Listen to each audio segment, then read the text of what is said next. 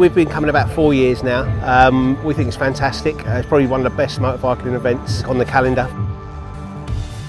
The camaraderie, the friendliness.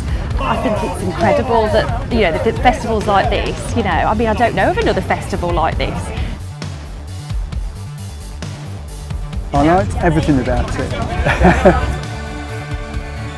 You can't really get an experience of these different bikes without actually being near them and riding them and hearing them and everything. So obviously the Himi's been fun, amazing to ride, so good. But it's been really sort of captivating and I've loved every second. Really enjoyed listening to Vanessa Ruff, Girl on a Bike.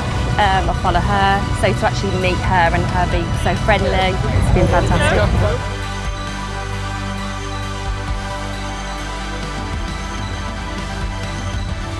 Seeing all the bikes, seeing the people, the music, it's everything. It's just the whole vibe of the whole place is just really, really good.